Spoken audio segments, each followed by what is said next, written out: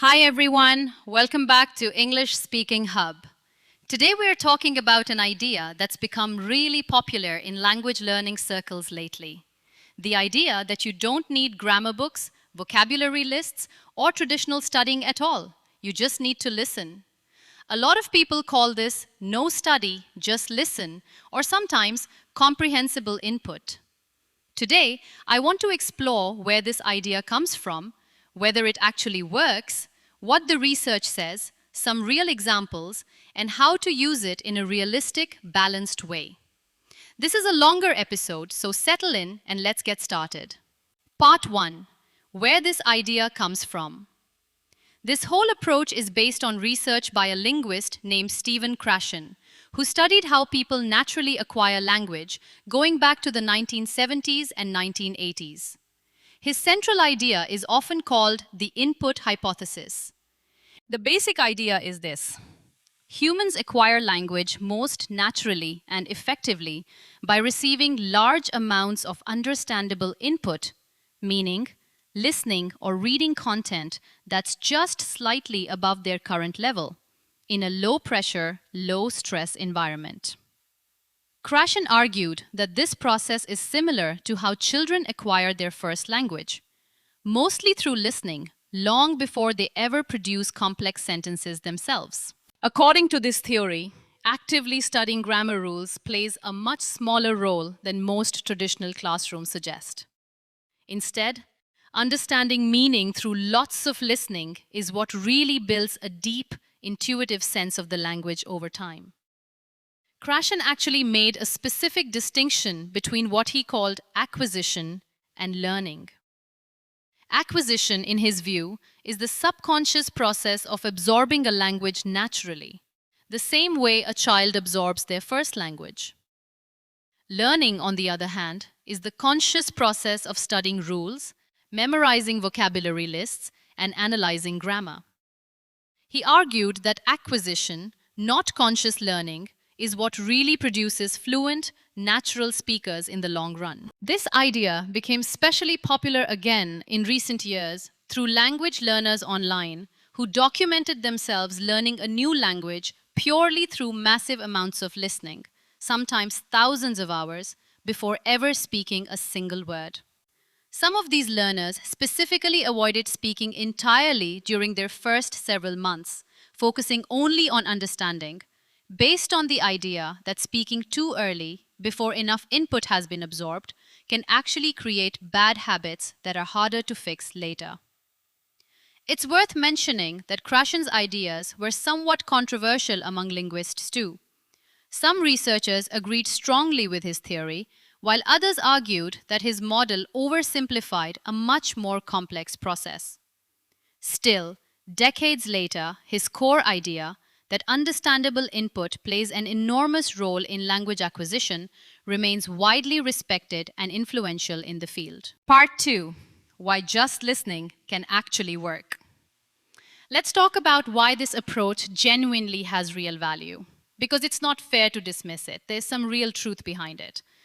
First, listening exposes you to natural rhythm, pronunciation, and intonation constantly without any conscious effort. This is exactly the kind of exposure that shapes how a native speaker actually sounds, something that grammar books alone simply can't teach.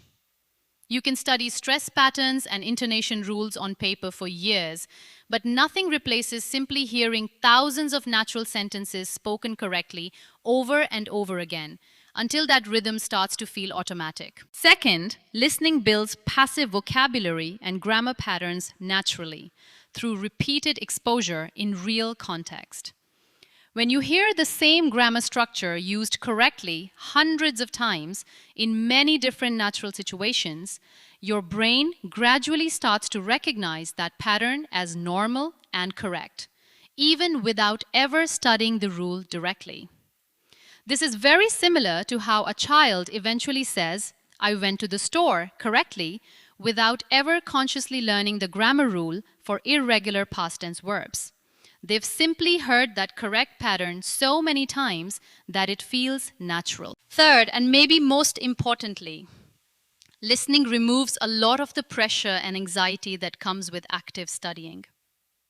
There's no test, no correct answer to worry about, no fear of making a mistake. You're simply absorbing the language in a relaxed way, which can actually make the whole learning process feel more enjoyable and sustainable over the long term. A lot of learners quit language learning entirely, not because the language is too hard, but because traditional studying feels stressful, boring, or exhausting. Listening-based learning, especially with genuinely interesting content, tends to feel much more like entertainment than like a chore, which makes long-term consistency far more achievable. Fourth, this approach naturally builds strong listening comprehension, which is honestly one of the hardest skills for many learners to develop. If your goal is to understand native speakers in real conversations, movies, or podcasts, huge amounts of listening practice are absolutely essential, no matter what other methods you also use. In fact, many learners who focus heavily on grammar and reading, but very little on listening, often describe a frustrating experience. They can read a newspaper article with no problem, but they completely freeze when trying to follow a fast native conversation. Fifth, listening-based learning tends to expose you to much more natural, everyday language than textbooks typically provide. Textbooks often teach somewhat formal, simplified English, while real podcasts, shows, and conversations expose you to slang, natural contractions, filler words, and casual expressions that people actually use daily. The kind of language you genuinely need to understand real conversations in everyday life. Part 3, where just listening alone falls short. Now let's talk honestly about the limitations of this approach, because just listening alone isn't a complete, perfect solution for everyone. First, listening alone builds strong comprehension, but it doesn't automatically build strong speaking ability. Understanding a language and producing a language are related, but they are genuinely different skills, using different parts of the brain and different types of mental processing. Plenty of learners can understand quite advanced English after years of listening, but still struggle to produce full sentences smoothly themselves, simply because they've never actually practiced speaking. Second, for adult learners specifically, some research suggests that a certain amount of explicit grammar knowledge can actually speed up the whole process compared to purely natural acquisition alone. Children have years and years of constant exposure available to them, often 10,000 hours or more, before they're expected to speak fluently. And they're also surrounded by that language constantly, all day, every day, for years. Most adult learners simply don't have that same amount of time or exposure available.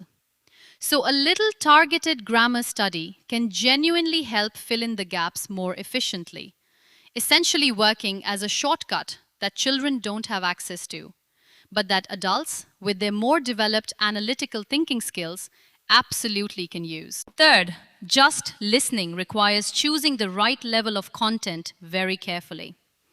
If the content is too difficult, you're not really receiving comprehensible input at all. You're mostly just hearing confusing noise without extracting much real meaning from it. The approach only works well when you can understand a large majority of what you're hearing, even if some individual words remain unclear. This is sometimes described using the idea of I plus 1, meaning input that's just one small step above your current level, not 5 steps above it.